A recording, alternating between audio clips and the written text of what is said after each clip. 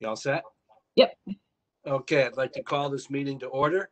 This is a regularly scheduled meeting of the City of Syracuse Landmark Preservation Board. Today is December 3rd, 2020. Kate, could you announce who's all present? Sure. We have Don Radke, Julia Marshall, Bob Haley, Dan Leary. I'm doing this by memory because I can't see you at the moment. Dan Leary, Lisa Tonzi, Jeff Romano, and we are awaiting Tom And Campbell. Cynthia. And Oh, and Cynthia's here too. Cynthia, my seatmate. Yes. Okay. All right. Terrific. I'd like to have a motion to accept the minutes as submitted. And you'll have to unmute to do that. Okay, Jeff, I see you. We have a second? Yes, Julia will second.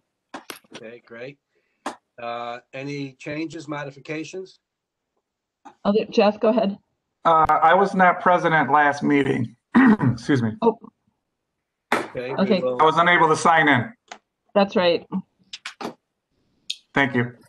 And Don, I did make the corrections that Bob requested in terms of the Woolworths building.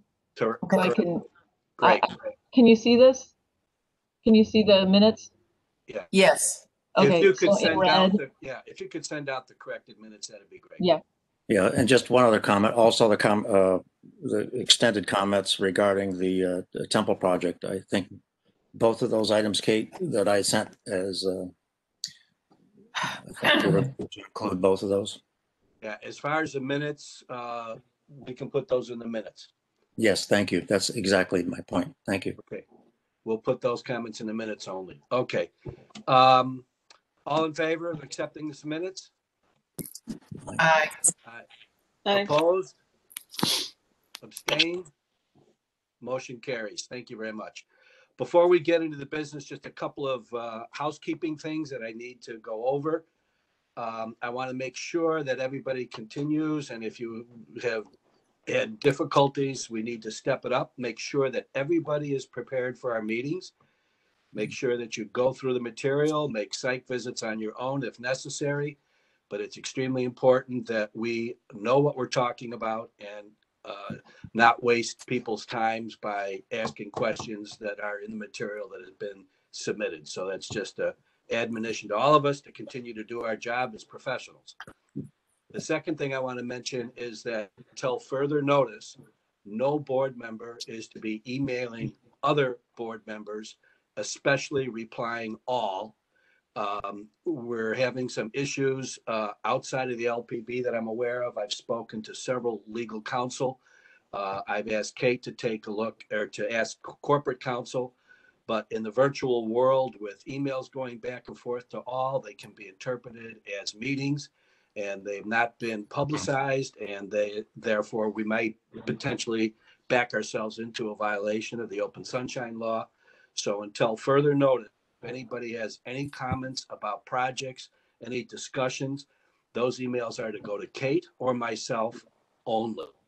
There will be no exceptions until we get further clarification. So I just want to make that very, very clear. So with that, I would like to move on to the discussion of old business, the BZA seeker lead agency confirmation and comments. A couple of things, and Kate, I'd like you to weigh in also. We all have to realize that we have had multiple discussions with this developer, and they are discussion phase only, as we all know. We have not taken any position or make any decisions because we do not have a certificate of appropriateness in front of us, and we will not have a certificate of appropriateness in front of us until the BZA timeline allows. Before that happens, the BZA has to finish their seeker process. That seeker process may lead to additional processes, and we have to, and we won't get a certificate of appropriateness application until that time. So SHPO is going to have to be weighed in here, and we need to know what their response is. So going forward, Kate, yeah, you've got up there your comments. These comments that we approved today will do several things. They will reaffirm again that the BZA is the lead agency on the 910 Madison project. Secondly, these comments will be intended to be only very general, our general comments to the BZA, so they can continue with their secret process. It is not, again, a process of approval or disapproval of the project. It's just our initial comments on the project. I believe, Kate, you've got those in front of you. And from my own point of view, I think that they are sufficient and correct to accomplish what we need to accomplish at this time. What I would like to do is just make sure that every board member has an opportunity to weigh in. I know, and again, this is not intended to be directed towards any individual, but I know frequently in our meetings and with these discussions, our architects are very much involved, but I would like our architects not to comment at this point until other board members have the opportunity to comment. So with that, we see in front of us the 3 bullet points that Kate has outlined. Again, general comments that would go to the BZA and then the developer at this point, so that BZA can continue with their secret process. So I'm first asking any of the board members who are not architects to weigh in and agree or disagree with these comments.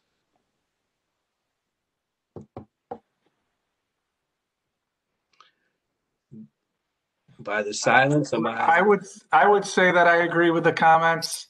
I'm almost, in the back of my mind, I'm almost thinking something like New York City setback laws in the 10s and 20s for their building. It's so large in scale that maybe we have some sort of step back so it's not shrouding the building. But I think we've captured that in the in point number 2.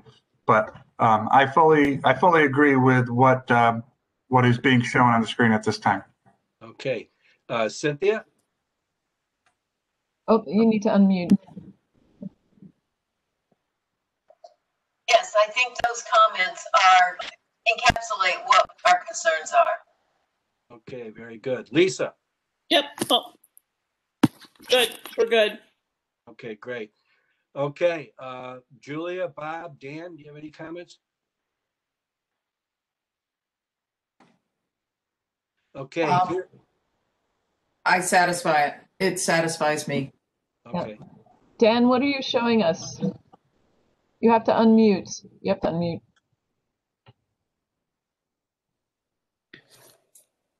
I'm showing you the book that Concord published,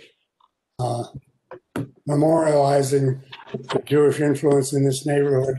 And it's kind of disturbing to me to now hear that they're in such a big hurry to get rid of it. No other comment. I agree with the points. Okay. Bob? Yeah, that's fine. Okay. All right. So that the first order of business today is to approve these comments going to the BZA. And again, at this point, I don't perceive any further discussion with the developer. The BZA, again, repeat, has to do its job and has to get responses from other parties, including SHPO, which we traditionally always wait and get SHPO's comments, as well as fulfilling the other seeker requirements and going from that point. So I think as far as this project goes, just a second, Lisa, we're pretty much at the point where we can do what we can do until the BZA moves forward and additionally, ultimately makes a decision regarding the variances that are being requested. There's no sense, like we've had in other projects, to continue too much more discussion with the developer until we know whether or not variances will be granted or not. Lisa. Just real quick, do we need to add anything about the interior of the sanctuary? Not at this point, I don't think. Okay. Well, Do you have anything specific that you're thinking of, Lisa? No, I think we've talked about the fact of, what are they gonna do with it? What's it gonna look like? What are the plans? And I don't know if when you're saying, go ahead, Kate. Yeah, and I'm sorry, Lisa, to interrupt you. I was going to say that it's true, actually. They have been concentrating primarily on the exterior, and the designation is both an interior as well as an exterior designation. So I think it would be appropriate to just make some comment about, in terms of the additional information that we're looking for, we want to see what they're doing in the sanctuary. Just a little. You will amend that comment based on Lisa's comment to just add that sentence? Yep, Okay, I'll do that. very good. And when you send that out to the BZA, could you please copy us all so we have it? Yep, will do. Thank you, Lisa. Anything else? Yep, I got one. Bob. Yeah, thank you. I think your point you made previously is extremely important to include. It may be included in your text, but in these 3 points, it should be clear, as you've stated, that there is no certificate of appropriateness in front of us. And it probably should precede these 3 bullets, saying that that we have no specific approved application in front of us to consider, as we usually do, and that therefore our comments have been totally to support or just to provide information to the team that's going to submit. And with the ZBA as the lead, that would come from, I believe, them first and then to us. And I think it's extremely clear, especially to the point about design and recommendations that we're making that may go farther forward. At this point, there is, just as Don has clearly said, no certificate of appropriateness. Therefore, the comments are only general. They are to be helpful to the team, the design team, and submitting their final solution, something like that. Yeah, if it's okay with the board, as a lead sentence, Kate, you just may want to state in there that these comments are general comments to the BZA, that there has been no certificate of appropriateness submitted, and just leave it at that. Yep, will do. Okay. All right. Moving on. Let me get back to my agenda here. Do we have Jamie yet? No, I reminded him he's on his way. Okay. Then, so you're gonna have to skip over him.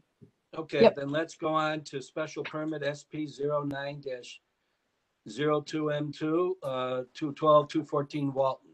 Can you put that up, Kate? And is the applicant here? No, the applicant isn't here. This is basically for signage, and usually for signage we don't have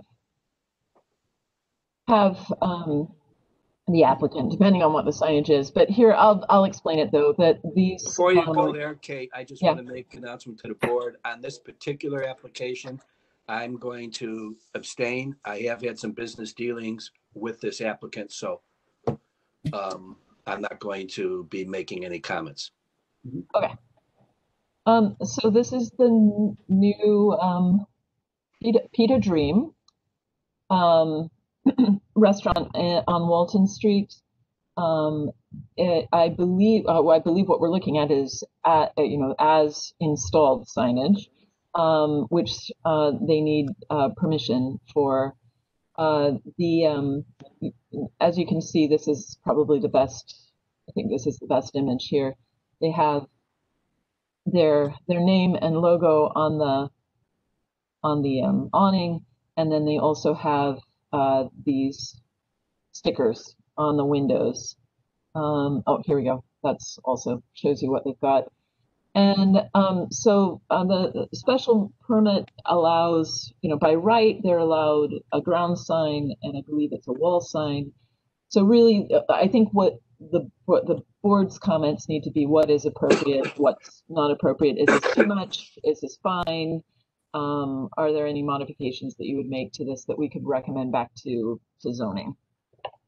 Okay, is this just a simple case of our past processes that we recommend that the existing sign ordinance be followed, period? Well, I mean, frequently with the sign ordinance, you'll come across a situation like this where, as I said, they're allowed one wall sign and one ground sign. In this circumstance, that might not be necessarily the best solution for them. So given what I would recommend is, given what they've presented here, being able to provide zoning if you feel that it is fine, or if there's too much, that some of it needs to be removed, or perhaps more signage. Who knows? But Any comments from any board members? The comments from the board would be appreciated. I'll just start that the original sign ordinance should be applied wherever and whenever possible, limiting the amount and number of signs. That's how a district is establishing a pattern of character. Secondly, I'm confused by the name Mediterranean Grill since they renamed their place. I presume I just have no idea why they have two names on their property.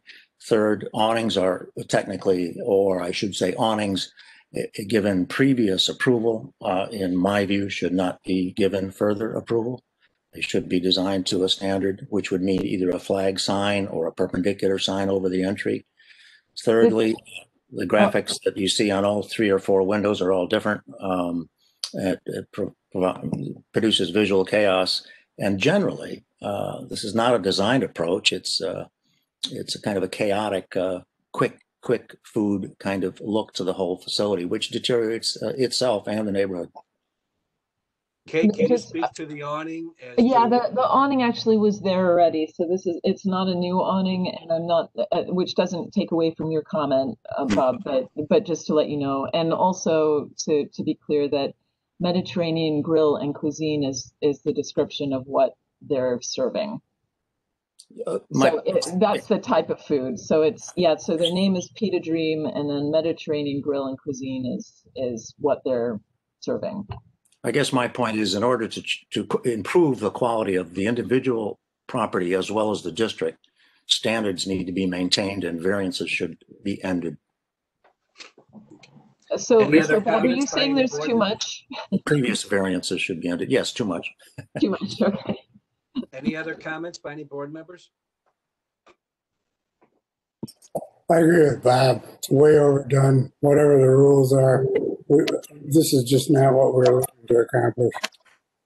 In a historic district, yeah. Correct. Anything else, or Kate, do you have what you need? Someone else wanted to say I just wanted to agree that I think it's overdone. It's too many different images and over the top. But I'm just agreeing with the other two. Okay. Anybody else? Okay. So Kate, again, our jurisdiction is comment, and Kate has her comment. Thank you. Okay. Is the applicant online? No. Thank you. Just wanted to ask. Thanks. Yeah. No. Okay. Moving on. Special permit SP-0328M3, 219-245 West Fayette Street and Walton Street. Okay. And is that applicant online? No, this applicant isn't either. This is also signage. Oops. Okay, let me flip this one so they can see. Okay, so this is whoops. Sorry about this. Okay, so this is the facade as is. It seems to me that we approved a different business in here not too long ago, which I guess which is too bad. Anyhow, so Yes, this is a restaurant. It was a restaurant, yeah. So it's a salon. What's being proposed in this space is a salon, and they're proposing a flag sign, as you can see, and then these horizontal,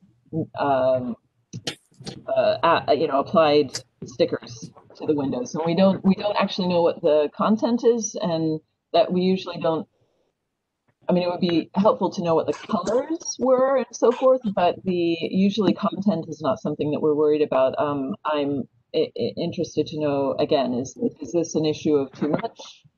More appropriate? What are your, again, in the basis of what the special permit allows, and then what they're presenting. Okay, comments from board members? Just to clarify here, I think that the 4 foot by 2 foot flag sign, if it meets the size limitations, is appropriate to the district. I would recommend that. I hope that all of the previous conduit is coming down from the previous sign frame. I don't know if that's included in the application, Kate.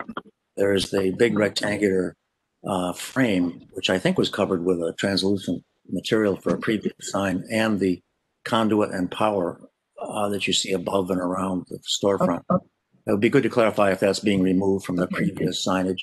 And lastly, the only comment from a design point of view is that usually signage should fit into the features of the building's geometry, facade geometry, so that a sign that was vertical, not horizontal, say 4 foot high by 2 foot wide, or 3 foot wide for that matter, extending from the head of the lower window up to the sill of the second floor window, would fit the geometry of the designed facade, and possibly around the new entrance element, right in the center of the new entrance. So it's a matter of articulation. Yeah. I'm not sure what you're saying, Bob. Could you? I'm saying basically turn the sign 90 degrees vertical and put it directly over the center of the two doors, and then it would run the full height of the brick band between the head of the first floor and the sill of the second floor. Okay. Kate, is what's being proposed perpendicular from the building as opposed to horizontal on the building? Is there any violation, or is that allowed? That would be allowed. Okay, so if it's allowed, we can make Bob's comment, but if it's allowed, it's allowed. Yeah, it's a flag sign. But I'm saying turn it possibly vertical. It's to the owner here. It's simply a suggestion of how it fits them, the dimensions of the building's details. And I guess it also. Oh, sorry. It can be framed as a suggestion. I just don't want us to say that what's being proposed is in fact in violation, because it is not. Okay. Any comments about the stickers? What do they contain? I can't see a detail of this. I know, and we don't have a detail of that. This again is and there's that framework that you're talking about, Bob. Right. That should be moved. I can find out what the content. It's not so much. Yeah, what the content is basically. Yeah. We need just to know what the not so much what am I saying here? Well, we're saying that we just need to know what it's going to look like. Yeah. Yeah. As a horizontal detail, which is what they show. I think that is an appropriate use of a window element with a standard decal, as opposed to having a different decal on every window, which is what the previous application. As long as it doesn't exceed the ordinance. Okay. Do we know that they're adhered to the glass? Yeah, they're stickers. Okay. Yep. Stickers from the inside of the window, but usually don't we see the font? The font and so forth, and for some reason it's not included in this application. So right. So I think that would I can find out. That would help a bunch of our questions pertaining to Bob's comments about how does it fit the building, and if you could install the flag sign vertically. I don't know if that works for their design. So for their logo. Yep. Yeah, right. So we're kind of shooting in the dark here with our comments based on not having enough information provided to us, as well as is the sign lit. Jeff, is it your comment that we would really like to get more information before we make a final comment? I certainly would say so, yes. And I would agree. I do. Is color an issue, guys and girls? Yep. Colors? Yep. Okay, thank you. I think Jeff made a good point. On this one, we need more information before we can give final comment. And specifically, is it illuminated is a very good basic question. Right. Okay. Anything else? We're going to need some more information on that. Going back to project site review, PR 15-18M1, is Jamie on? I'm on. Oh, Jamie, how you doing? I apologize. My internet is down here. Well, we're not going to accept your apology. How's that? I mean, Okay. it always works. It always Floor works, is except yours. for today. All right. Thank you. Jamie, you're on. You're on, and we're just have to. It'll be the blind leading the blind a little bit. Then. Pretty much. Right. Okay. So where would you like us to start, Jamie? Well, just a brief introduction. The hotel was built in 1924. At a certain point, Paul Huber became the architect of the hotel and working on renovations. And in 1936, he designed a spectacular Art Deco bar on the ground floor facing East Onondaga Street called the Rainbow Lounge. And we were able to locate the original drawings for the Rainbow Lounge. It is the owner, Riley's, intention to replicate the Art Deco Rainbow Lounge as a full-service restaurant and bar, the third restaurant in the hotel. So we've completed the construction documents, and part of the aesthetic of the Rainbow Lounge was a glass block facade facing East Onondaga Street. There was also glass block detailing at the interior, which we're replicating. So in the interest of making the aesthetic as close as possible to replicating the atmosphere of the Rainbow Lounge, we are proposing that the existing storefront installed 5 years ago, that the glazing be swapped out with patterned glass, and that we apply an aluminum grid overlay to replicate as much as possible glass block without installing glass block. We've done that successfully in the transom glazing at 900 East Fayette Street, which you reviewed a couple of years ago, and it has also been used at the transoms at the Pike Block, which you've reviewed.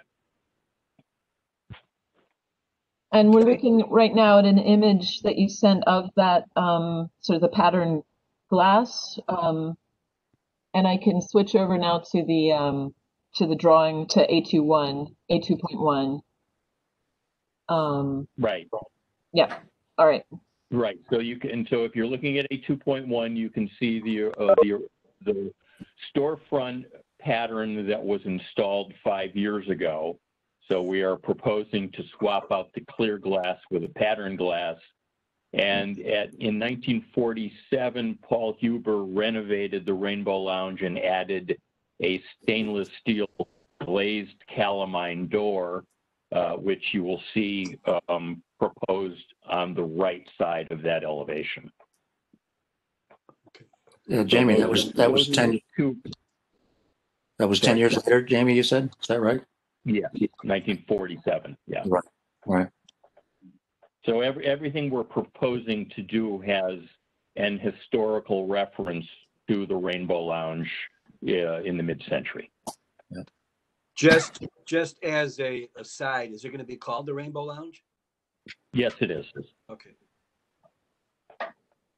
Jamie, could you take us through that wall section that you recently sent? Because that answered all of my questions, but I think it's an important part of the wall. Thank you. Yeah. So the design has radial booths that are built along that window wall, and the backs of the booths come up higher than the sill of the glazing. So what was there and what we are proposing to put back is a low sill that is built under the aluminum storefront sill that will have HVAC distribution through that sill, and then there will be the back of the booths rising up, as you can see in the section. Jamie. So then the glazing is the pattern glazing with the aluminum grid applied to replicate the rhythm of the glass block. So the grid's on the inside of the glass, is that right? The grid is proposed to be on the inside of the glass block. And where was the original sill of the glass block in the 36 design? Did it come down like this relationship to the booth or not? It was a little higher, but it still came down below the booth. Okay. Okay, good. Can you go to the lower section, the one below that, that shows the head as well? That's good. Thank you. So that was my concern. My concern was the full height of the exterior from what the interior elevations look like, because you see a small band of glass block in the interior elevations, and this shows the open space above the ceiling and below the booth that is the full amount of daylight coming through the glass. Thank you. Correct. Any other comment from any board members? I'm excited to go there. Yes. That's my comment. One of my parents' Okay, not favorite hearing any place. other comments, then I assume that the board's comment Oh. is in the affirmative and Jeff has approving. a comment. Pardon? I was just curious, Jamie, it's a metal framework that's just cut out and applied to the window? It's applied to the aluminum frame. Okay, I'm just trying to understand how the material interfaces with the glazing. I don't have a problem with it. I'm just trying to fully see it, fully realize it. Is it like an interior Munson? Is it like an interior Munson? It's like an applied interior Munson. Yes. Okay. Okay, thank you. Thank you, Jeff. Nice work, Any other Jake. comments? As part of my original submission, I had sent a photograph of our use of this design at 900 East Fayette a couple of years ago. So that was submitted so that you could get an idea of what the imagery looks like. I think the owner and your team should be complimented for going this deep into this local history. It was the place for Syracuse in the Art Deco era. My parents loved the place. People would come from all over just to sit in there. Yeah, interestingly enough, and I'll make this quick, it was men only. And so the Nascent Now movement, led by Karen Tegro, picketed it in the early 70s. Oh my God! Rather than open it up to women, they closed the Rainbow Lounge. Oh my God! And I correct it. What's ironic about that is the original plan for the building had a ladies' room in the floor plan and no men's room. So go figure. Well, I have to correct it. My father went there. My mother didn't. Yeah, that would probably be the case. Okay. Any other comments from any other board member? Okay, then, Kate, do you have what you need? I think our comment is in the affirmative. Sounds like it. Okay, Jamie, thank you so much. Yep. Thank you all. Sorry for the inconvenience. No Yep, problem. no worries. None at all. All right. Take care. Thank you. Kate, is there anything else that we need to discuss? I just see that Jen Schultz, who is the head of the Sedgwick Farms Neighborhood Association, is on the line, and I don't know if she had any, if she wanted to say anything. Also, Heather Schroeder's on from the Downtown Committee, so I don't know if either of them wanted to say anything. Otherwise, I have nothing. I have nothing else at this point. Any of those individuals want to make any comments? Hi, thanks for the opportunity, Kate. I didn't necessarily have anything planned to share, but since you gave me the microphone, of course, I'll take this opportunity. I know there's been some email correspondence directed at codes and preservation regarding 1204 James Street. So I'm assuming you guys are all privy to that and will get back to us with some comments, but there's a lot of concern with neighbors. We field emails daily and we try to allay their concerns, saying that, the respective parties and departments are working on it. But Jennifer, we appreciate the comment. We did get some additional emails today. I've already spoken to Kate about it. A lot of this, if not the vast majority of this, is a code enforcement issue, but we are on it and we will stay on it and hopefully get the situation resolved. Okay, super. And off the record, do you think that resident will be submitting an application to preservation for that awning And is that something that preservation would entertain? Yes, That absolutely. will be looked at, and if a application is required, we will assuredly, request that. Yeah, any type of additional built structure, whether semi-temporary or permanent. I understand there's a carport been installed. That will come through the boards in for the board's review. Okay. Are carports historic just in general, or? It depends whether or not they were original. That's right. Yeah, If they were, and I think it also depends on how something is designed, because I think that there is flexibility within the guidelines for allowing for new construction, but part of the point is you don't just put something up without getting it approved. Okay.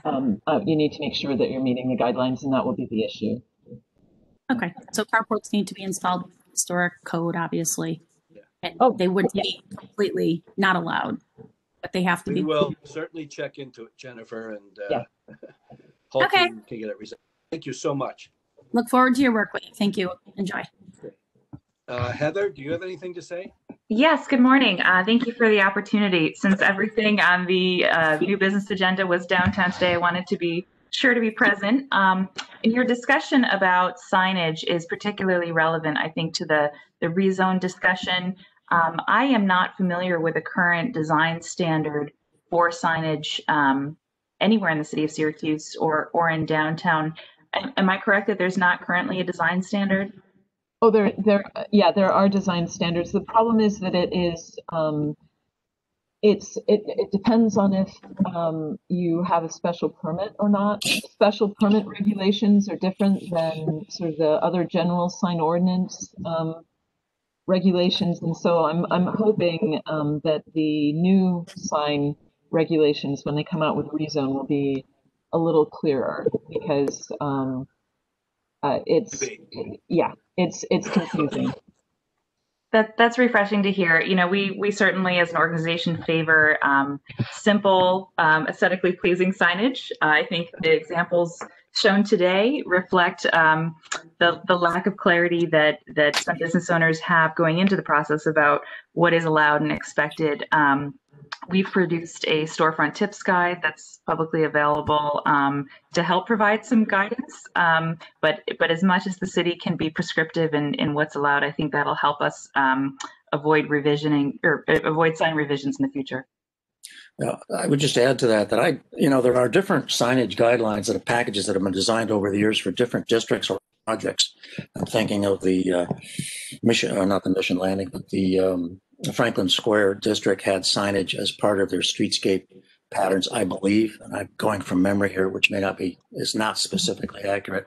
Secondly, I always thought that Armory did have some signage guidelines at the very beginning of it. But unfortunately, the signage industry and the individual minds of owners and then the period of what I call the Chuck Ladd era of waivers, just 25 years of saying special permits were okay, that killed anything that we had on the books. And we're at the end of that. We do need signage standards to help us all and to improve the quality of districts. Signage is one of the most important character elements of any historic district, and they're different. We even had city street signs that we had at one time, Heather, you may remember, where we were going to have brown standard street sign changes for different neighborhoods to identify the neighborhoods. And that's a national standard that's used, and there was actually funding for some of those. So there's much that's been done on signs. It needs to be tightly done into rezone for the sake of guidance, because we need to guide these decisions, not have special variances as the only way out of these issues. Yeah. Well, and I want to think thank you for joining us, and feel free to join us at any time. And if you are putting out other documents, pre or post rezone, we'd appreciate a discussion with you, so we're all working towards the same thing and being on the same page. Absolutely. Thank you. Thank you. Anything else from any other board member? With that, I'll be looking for a motion to adjourn. So moved. Second? Bob. And Lisa. Lisa, okay. I have one thing. All right, off- everybody. Oh, wait, go ahead. No, one thing off the record, if I could, please, 1 second. oh, Sure. wait. Hold on. Sure. We're on the record. Oh, okay. So. Let's close the meeting and then we can have Lisa's comment. Okay. Hold on. Let me. Okay. Hold on just a second. All in favor of adjourning? Aye. Opposed? Abstain? Motion carries. Okay. Okay. All right. Real